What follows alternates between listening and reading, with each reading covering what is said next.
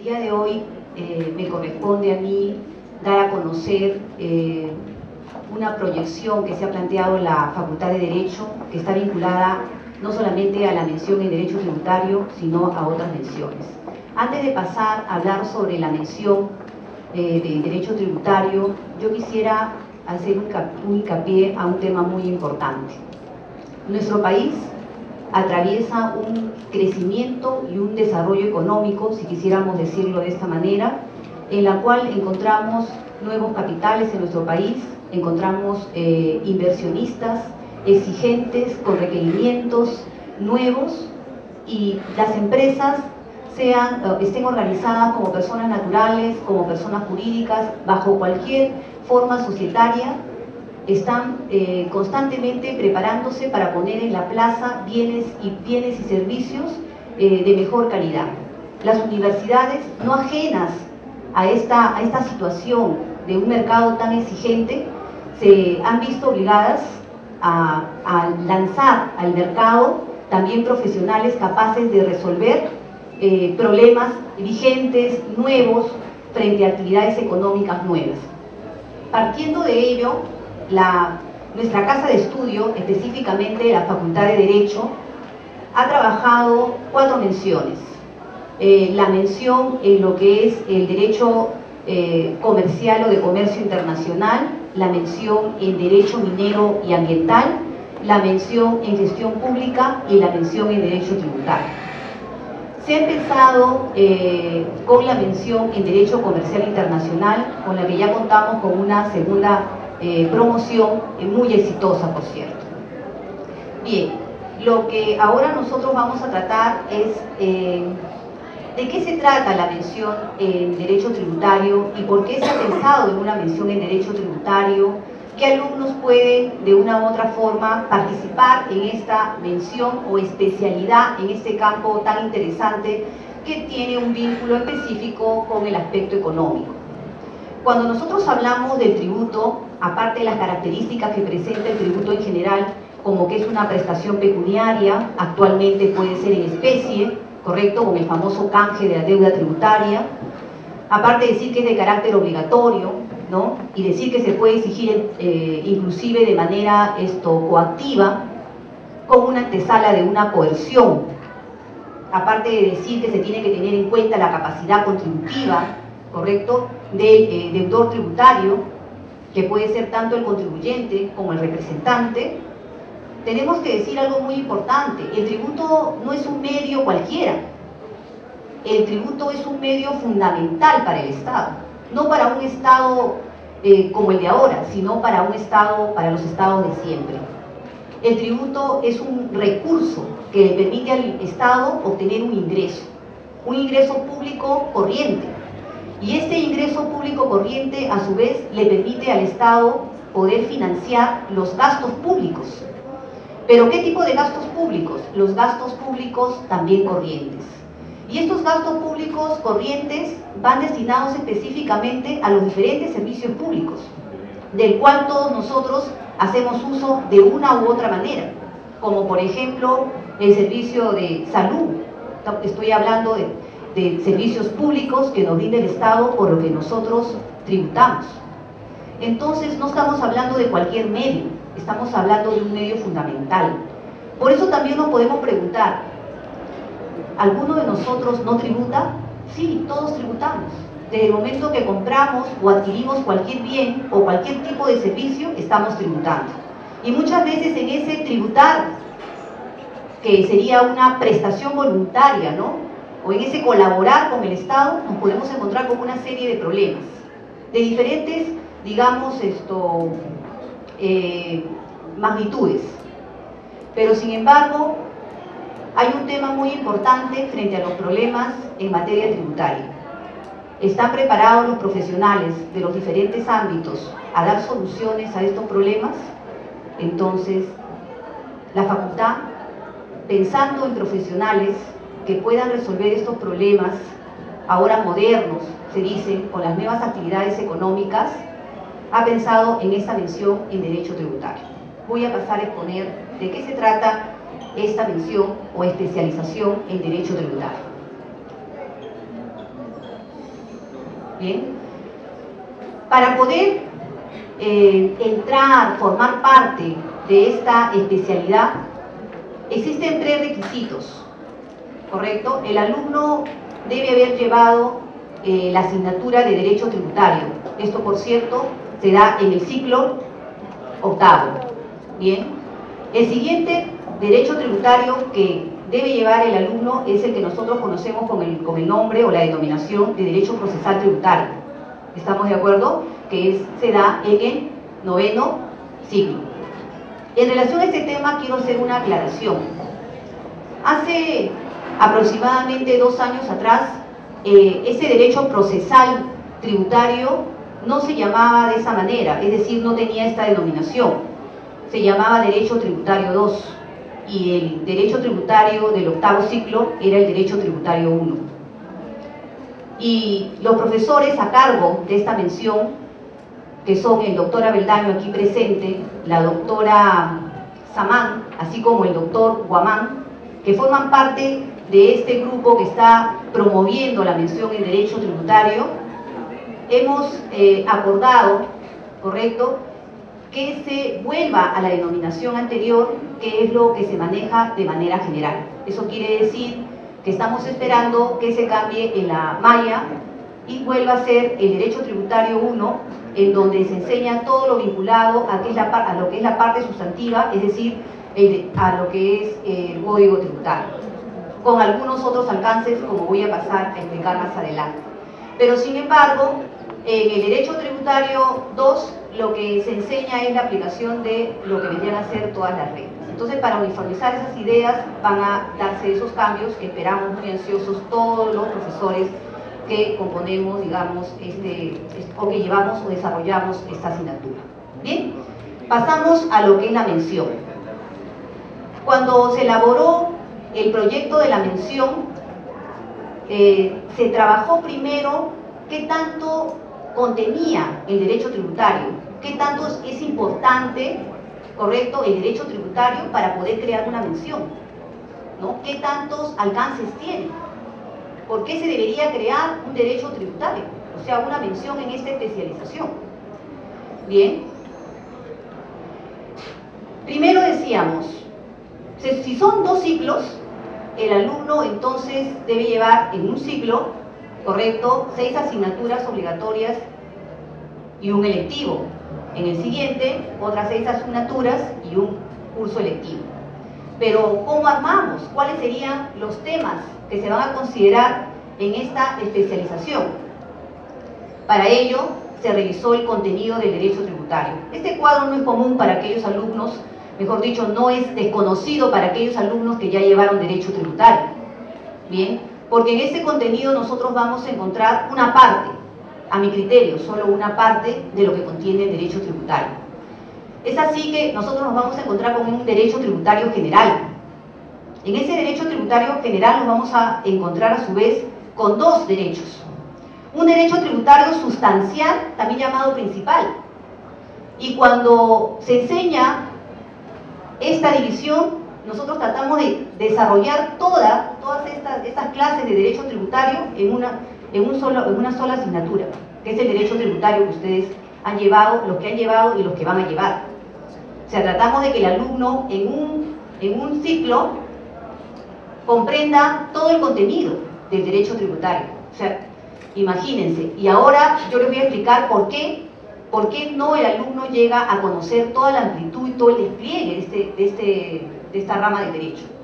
Cuando hablamos del derecho tributario sustancial, ¿correcto?, estamos tratando ahí nosotros de explicar cómo nace la obligación tributaria, cómo se exige, cómo se determina la obligación tributaria, quién es el responsable de la obligación tributaria, qué capacidad es la que prima en una obligación tributaria. Y entonces estamos abordando un solo libro, es decir, el alumno tiene que estudiar el libro primero, ¿correcto?, del texto único ordenado del Código Tributario, cuya denominación es la obligación tributaria. Bien, pero no solamente eso lleva el alumno en derecho tributario, sino además debe aprender, ¿correcto?, el libro 2. El libro 2, ¿correcto?, que ya estamos abordando el derecho tributario formal, ¿correcto?, o administrativo. en el cual, en este libro 2, ¿qué estudia el alumno? El alumno estudia las facultades de la administración tributaria, las obligaciones de la administración tributaria, los derechos de los administrados. Entonces, y tiene que aprender, por cierto, las 4 facultades con todo su despliegue completo. Entonces estaríamos en el libro 2, ¿correcto? Pero el derecho tributario, a su vez, tiene una parte especial. Y en esa parte especial nos encontramos con el derecho tributario constitucional, que también lo conocen como el derecho constitucional tributario. ¿Y qué abordamos ahí? Ahí ya nosotros solamente nos vamos al título preliminar, pero al título preliminar donde nos habla del principio de legalidad en materia tributaria. Estoy hablando del principio de legalidad, correcto, que se encuentra en el título preliminar de nuestro texto único ordenado del Código Tributario. Pero además, nuestra otra norma legal que debemos usar para comprender esta parte es el artículo 74 de la Constitución Política del Estado, donde nos encontramos con el principio de legalidad y reserva de la ley. Y ahí tenemos que abordar todos los demás principios que hoy el Tribunal Constitucional ha resuelto, aproximadamente más de 20 principios. Entonces, tampoco se puede abordar todo ello dentro de la asignatura de Derecho Tributario. Luego pasamos al Derecho Tributario Procesal. Y acá en el Derecho Tributario Procesal se encuentra también un conflicto, porque nosotros debemos comprender que hay una diferencia entre lo que es lo procedimental con lo procesal. Cuando hablamos de lo procesal estamos pasando al ámbito judicial, y cuando hablamos de lo procedimental estamos en la vía administrativa. Entonces, en esta denominación surge un conflicto. Para algunos debería llamarse derecho tributario procedimental, cuando se va a desplegar lo que son los 3 grandes procedimientos que se manejan dentro del texto único ordenado del Código Tributario, como son el procedimiento de cobranza coactiva, el procedimiento no contencioso tributario y el procedimiento contencioso tributario. Cada uno, en definitiva, con un despliegue, porque dentro del procedimiento de cobranza coactiva nos vamos a encontrar con la intervención excluyente de propiedad, que es un procedimiento que se suma al procedimiento de cobranza coactiva y que ya no se da entre el deudor tributario y la administración tributaria, sino se da entre un tercero perjudicado y la administración tributaria. Entonces, y cuando hablamos de procedimiento contencioso tributario, ya estamos hablando nosotros que hay una contienda, hay un pleito. El deudor tributario no está conforme de repente con una resolución de determinación, una resolución de multa, una orden de pago. Entonces, ¿qué hace ese deudor tributario? Reclama, entró en contienda. Y dentro de todo ese despliegue que se da dentro de 2 fases, que es la reclamación y la apelación, nos podemos encontrar nosotros con un recurso muy importante, que es el de queja. Y entonces ahí vemos que se va ahondando el tema en materia tributaria. El otro procedimiento, que es el no contencioso, es necesario aclararlo, porque a veces el alumno se confunde entre el contencioso tributario y el contencioso administrativo, y hay una diferencia. Para estar en el contencioso tributario debe existir una relación jurídico-tributaria. Ejemplo, si yo pido una devolución de pago en exceso o una devolución de pago indebido, esta tiene que provenir de una relación jurídica tributaria, es decir, un tributo, ¿correcto? De un tributo que de repente yo pagué de más y por lo tanto hay un pago en exceso, pero es una relación jurídica tributaria anterior.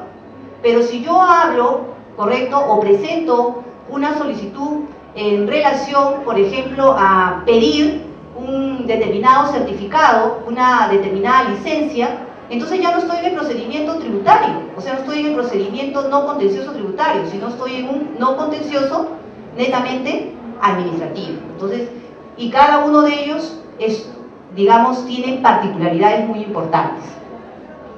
En el derecho tributario penal, el derecho tributario penal abarca solamente una parte de nuestro texto único ordenado del Código Tributario, que vendría a ser el libro 4, porque el libro 3, correcto, está destinado a los procedimientos tributarios de lo que acabo de desarrollar brevemente. A diferencia que el libro 4 nos habla de infracciones, sanciones y delitos tributarios, pero no desarrolla ningún delito tributario, sino lo que hace mención, correcto, es a determinados principios que se deben respetar en relación a los delitos tributarios. ¿Eso qué quiere decir? Quiere decir que el texto único ordenado de nuestro Código Tributario lo que va a desplegar es infracciones tributarias y frente a las infracciones tributarias administrativas, sanciones tributarias administrativas. Y ahí nos vamos a encontrar nosotros, dentro de esas infracciones tributarias, infracciones que van a estar vinculadas, correcto, a la inscripción en el registro único del contribuyente. Infracciones vinculadas a los comprobantes de pago, con una serie de modalidades. Infracciones vinculadas a declaraciones y comunicaciones. Infracciones vinculadas a la fiscalización y otras obligaciones tributarias. Y van a tener sus sanciones, pero sanciones netamente administrativas. ¿Qué sanciones administrativas? Tenemos la pecuniaria, que es la multa, y las no pecuniarias. ¿Cuáles son las no pecuniarias? El comiso, el cierre, el internamiento. Señores, cada una de ellas, cierre, internamiento, suspensión de licencia, entre otros, tienen todo un procedimiento. Cada uno tiene un procedimiento independiente. Bien, pero todo eso se enseña en derecho tributario. Se trata de enseñar todo eso en derecho tributario. Es decir, que no terminamos de agotar todos los conocimientos de nuestro texto único ordenado del Código Tributario. Pero el derecho tributario penal no solamente abarca el libro cuarto de nuestro texto único ordenado del Código Tributario, sino además abarcan otras normas especiales, como la ley penal tributaria, que es toda una especialidad, donde en la ley penal tributaria nos vamos a encontrar la defraudación tributaria, que fue parte de la exposición del doctor Vilcapón. Y esa defraudación tributaria trae consigo algunas modalidades. En ella vamos a encontrar también el delito contable. Pero ahí no se agota el tema de penal tributario. El tema de penal tributario también abarca otra norma muy importante, que es el Código Penal. En el Código Penal encontramos solo 2 delitos tributarios, porque todos los demás han sido remitidos o absorbidos, correcto, por la ley penal tributaria. En el Código Penal nos vamos a encontrar nosotros con 2 delitos tributarios: la elaboración clandestina de productos y la comercialización clandestina de productos. Son los únicos delitos tributarios que nos quedan a nosotros en el Código Penal, pero que se deben de todas maneras desarrollar. Bien, agotado el derecho tributario penal como una parte del derecho tributario especial, nos vamos a encontrar con el derecho tributario internacional. Ese derecho tributario internacional que, como les decía al inicio en la introducción, estamos hablando de que nuestro país está atravesando un desarrollo, un crecimiento y un desarrollo, podríamos decirlo, porque hay una diferencia entre crecimiento y desarrollo económico. Y eso ha traído consigo que nuestro país celebre convenios, es decir, tratados internacionales. Pero esos tratados internacionales quiere decir que yo voy a llevar un producto a otro país y ese país puede traer productos a mi país. Entonces ahí viene un tema muy importante. ¿Cómo se tributa? ¿Tributo en este país? ¿Tributo en el otro país? ¿En el otro y en el otro? Entonces me encuentro con un tema muy importante, con una institución jurídico-tributaria muy importante, que es la doble o triple tributación. ¿Cómo subsana el Estado la doble o triple tributación? La subsana a través de la celebración de convenios internacionales para evitar la doble tributación. Pero nuestro país, en Latinoamérica, es el más atrasado. Celebra muchos tratados, pero no tiene convenios para evitar la doble tributación. Bien, eso nosotros, para poder elaborar la mención, hemos tenido en cuenta este análisis. Hemos dicho, definitivamente no se aborda todos los temas. De repente, en derecho civil, en derecho penal, correcto, cada libro o cada sección es estudiada de manera independiente. Pero en derecho tributario no sucede lo mismo. Entonces, es por ello que la mención, correcto, empieza a partir de marzo, en razón de que necesitamos especialistas en derecho tributario. Otro tema que se ha tomado en cuenta para poder comprender, correcto, lo vinculado a esta mención. El tributo es el medio más importante. ¿Pero qué comprende tributar? El tributo comprende el impuesto, comprende la contribución, comprende la tasa. Perfecto, pero ¿cuál es la diferencia entre cada uno de ellos? ¿Y qué abarca cada uno de ellos? Es todo un mundo, cada impuesto. Conversando con mis alumnos del 9º siglo me dicen, doctora, cada tributo realmente es un procedimiento diferente, es un cálculo diferente, es una actualización de la deuda totalmente diferente. Entonces, yo digo, los impuestos. Nosotros nos encontramos con un jurista muy importante, Geraldo Ataliba, que en su texto Hipótesis de la incidencia, él hace una definición muy interesante de la división tripartita que está regulada en la norma tercera del título preliminar de nuestro texto único ordenado del Código Tributario. Y él hace una división bipartita frente a esta tripartita. Y esta bipartita dice, hay tributos vinculantes y tributos no vinculantes. Los tributos vinculantes se presentan cuando yo, deudor tributario, realizo una prestación a favor del Estado y el Estado, digamos, me da una contraprestación. Es decir, voy a recibir un beneficio individualizado. Y entonces, ¿cuál de estos serán los vinculantes? En donde yo como deudor tributario presto a favor del Estado y él me entrega algo a cambio. Y luego Geraldo Ataliba nos indica a nosotros que existen los tributos no vinculantes. Y dice, un tributo no vinculante, el deudor tributario presta a favor del Estado, pero está consciente que cuando presta en ese momento no va a recibir ningún tipo de beneficio, sino lo va a recibir de manera indirecta, a través de los diferentes servicios. Partiendo de esta posición, el impuesto es el único tributo no vinculante que pagamos nosotros, el IGB, el impuesto a la renta, el ITF, etcétera. Y cuando pagamos el IGB, ¿recibimos algo en ese momento? No recibimos nada. Eso se va al Tesoro Público para que se financien los gastos, ¿correcto?, de los diferentes servicios públicos. ¿Y cuáles son los vinculantes?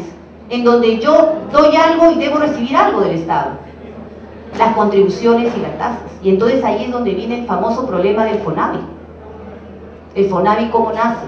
Yo doy una prestación porque yo sabía que voy a recibir algún beneficio en relación a lo que es vivienda, ¿correcto? Y después ya por una resolución del Tribunal Constitucional la cambia la perspectiva, ¿correcto? Y lo vuelven impuestos. Entonces es por eso que hoy se tiene que, de una u otra forma, devolver el dinero de lo que nosotros conocemos como el FONAVI, ¿bien? Entonces, pero abordar lo que es el impuesto es un tema también muy amplio. El impuesto, vamos a encontrar impuestos recaudados por el gobierno central, es decir, el gobierno central representado por SUNAT, y ahí nos vamos a encontrar nosotros con el impuesto a la renta.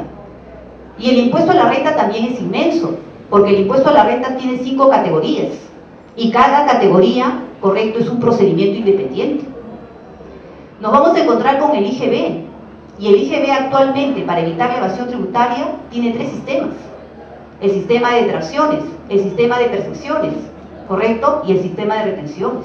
Entonces también tiene todo un procedimiento muy importante y todas ellas reguladas por una norma jurídica. ¿Bien? Tenemos otros impuestos como el ITF, el impuesto selectivo al consumo, que de una u otra forma recauda la SUNAT. Pero la SUNAT no solamente recauda los impuestos, como lo vamos a ver más adelante, pero hay otros impuestos que son recaudados, ¿correcto?, por los gobiernos locales. Y ahí tenemos nosotros que los gobiernos locales están representados por municipalidades distritales y municipalidades provinciales. Y ellas recaudan impuesto predial, impuesto al patrimonio vehicular, impuesto a las apuestas, impuestos al juego, ¿no?, impuesto a los espectáculos públicos no deportivos, entre otros. Hay unos impuestos muy interesantes que apoyan a aquellas municipalidades rurales que requieren mayores recursos y que no cuentan con ellos. Y tenemos los famosos impuestos creados a favor de los gobiernos locales. Y esos impuestos creados a favor de los gobiernos locales son 3, con un adicional, ¿correcto? Tenemos el famoso impuesto al rodaje, el impuesto de promoción municipal, el impuesto a las embarcaciones de recreo. Todas ellas son recaudadas por SUNAT, pero no son manejadas por SUNAT, sino se van al famoso Fondo de Compensación Municipal. Y este Fondo de Compensación Municipal, ¿qué hace? Va a repartir a las municipalidades que tienen mayores necesidades. Entonces, hablar del impuesto no solamente es hablar del IGB o del impuesto predial. No, señores, es hablar de otros impuestos más. En relación a lo que son las contribuciones, por ejemplo, solamente nos han enseñado que las contribuciones son las contribuciones por obras públicas, esas que recaudan las municipalidades, digamos, distritales y provinciales cuando construyen una obra pública. Pero no es así. las famosas contribuciones, también llamadas contribuciones paralelas al fisco o parafiscales. Estas contribuciones paralelas al fisco o parafiscales son las famosas contribuciones o tributos vinculados a una relación laboral. Y esos tributos vinculados a una relación laboral son muchos.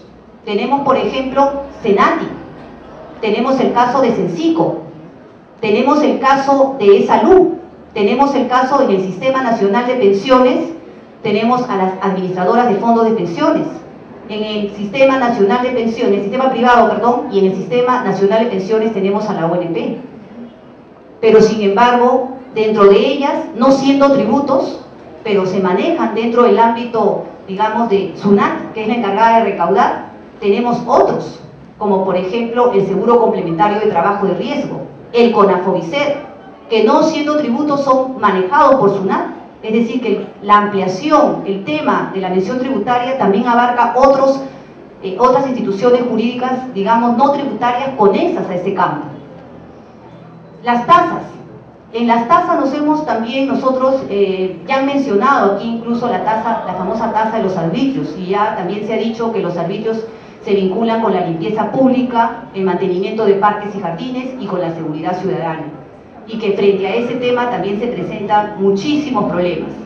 Pero los arbitrios no son las únicas tasas, tenemos los famosos derechos. Esos derechos que están regulados, correcto, esos derechos que están regulados tanto por el tubo del Código Tributario como, por ejemplo, por el TUPAC de las diferentes entidades públicas. Y luego, por último, tenemos las licencias, que también están reguladas en el TUPAC. Pero, sin embargo, hay dos tasas que están reguladas de manera específica en el texto único ordenado de la Ley de Tributación Municipal. Y esas dos tasas están vinculadas específicamente al servicio de transporte público y al de estacionamiento vehicular, lo que nosotros conocemos como el famoso parqueo. Entonces, hablar de tasas también es todo un mundo. Partiendo de estos dos temas, es decir, de la división, contenido o clasificación del tributo, así como el ámbito de aplicación del tributo, nosotros hemos elaborado la mención en derecho tributario y hemos visto conveniente, correcto, estos cursos para que se dicten. Bien, tenemos por ejemplo el derecho de la imposición al consumo. Ese derecho a la imposición al consumo va a abarcar el despliegue, correcto, de todo lo vinculado a que es el impuesto general a las ventas con sus respectivos regímenes, así como el impuesto selectivo al consumo con sus diferentes tablas. Pero, ¿yo para qué voy a aprender esto? ¿Dónde voy a trabajar si yo manejo este tema? Definitivamente trabajaré en SUNAT. Pero SUNAT, voy a demostrar que SUNAT no es el único lugar donde trabaja el especialista en derecho tributario. El especialista en derecho tributario tiene el mismo campo de acción con los particulares que con el sector público.